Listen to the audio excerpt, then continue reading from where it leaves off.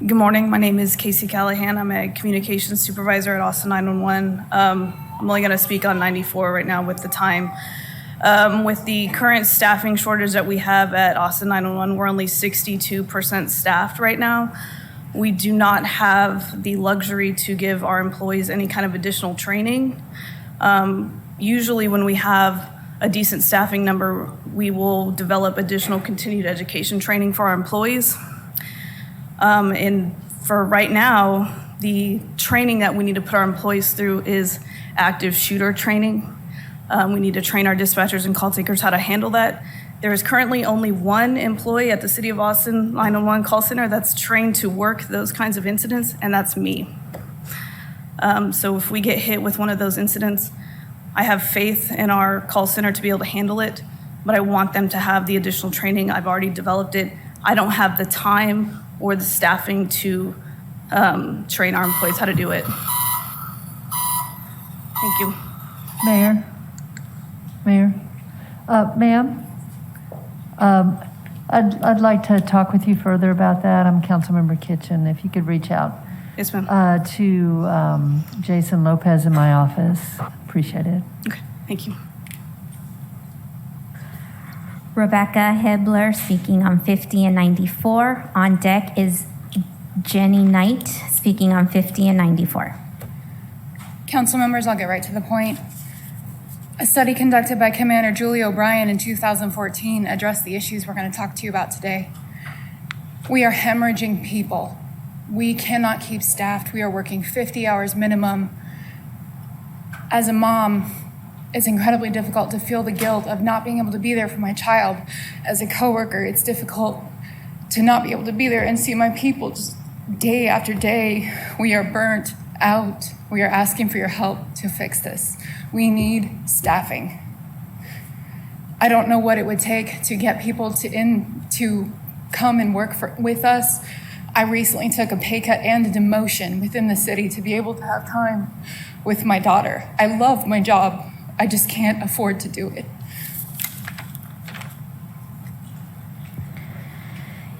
Jenny Knight on 50 and 94. Hello, my name is Jenny Knight. I also am a citizen that lives in District 5. I do want to say that being a citizen, I have a sense of ownership with the job that we do. Now, as a supervisor working for emergency communications, I have to weigh out the costs with our staff. Trying to provide support, lifting up hope, and holding people accountable is not easy when you're seeing calls holding. As a supervisor, I have to look at what we can do, the additional training that they need, and also consider the impact that we have whenever I need to pull an employee from the floor that's just taking a bad call that maybe heard somebody lose their family member and debrief them, and then also try to help, account for their mental health and their well-being. Now, we've been successful at diverting thousands of mental health calls each month, only due to the initiative and the hard work that our floor staff has given. We had to take the initiative with myself, one of our police dispatch leads. Long story short is we're working hard for you guys. We believe in what we do. We need the help. Thank you. Erica Roberts speaking on 50 and 94. Mayra Toro on deck.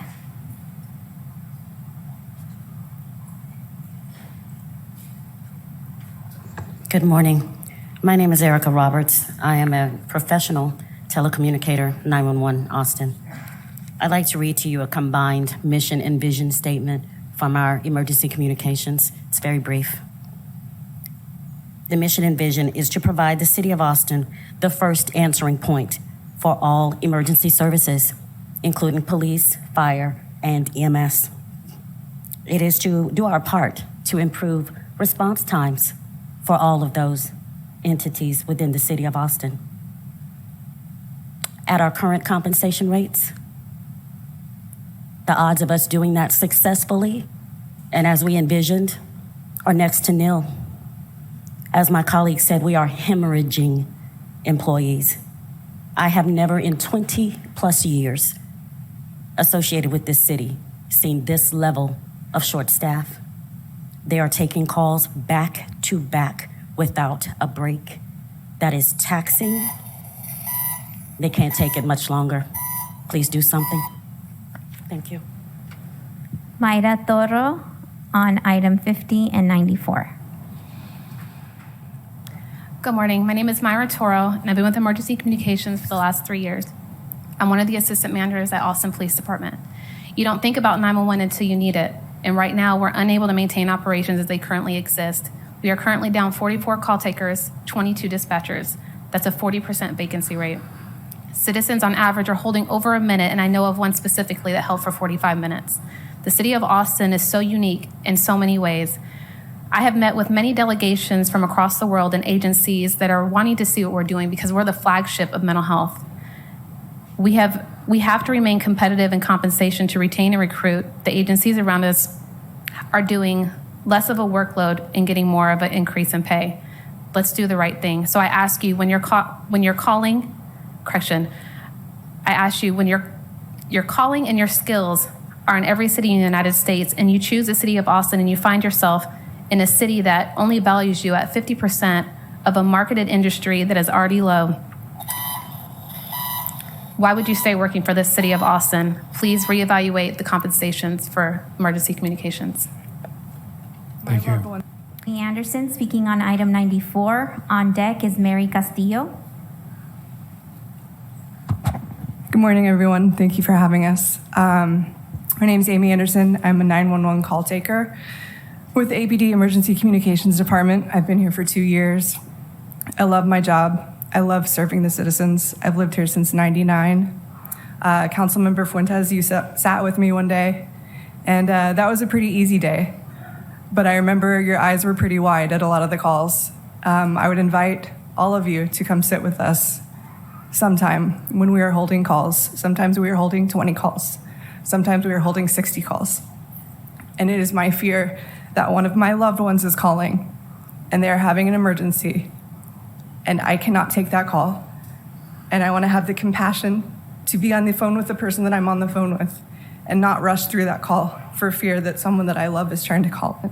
So please help us with our staffing shortage. It's very, very much needed. Thank you. Thank you. Mary Castillo speaking on item 94. On deck is Laura Nicely.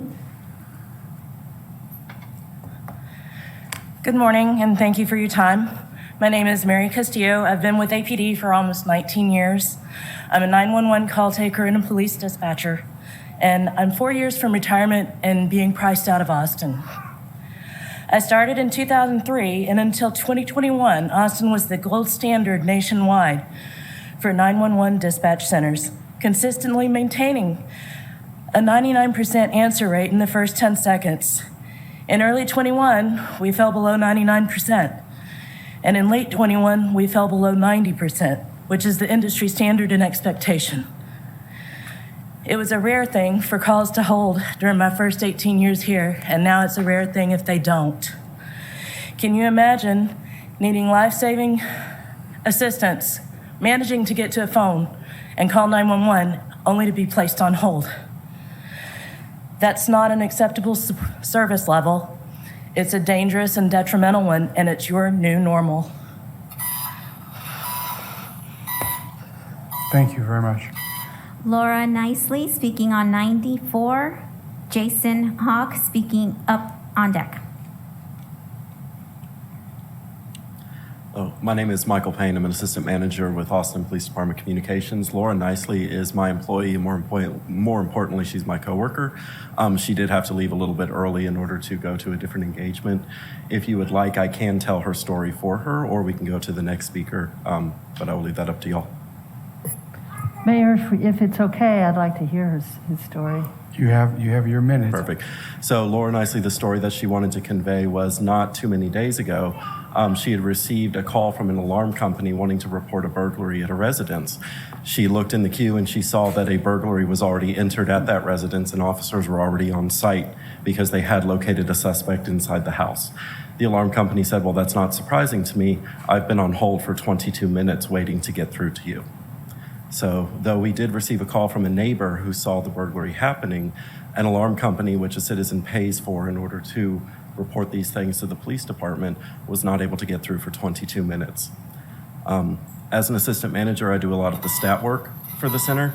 If it would interest y'all to know, since January 1 of 2022, the citizens of Austin have cumulatively had to wait 6.1 years on hold with 911.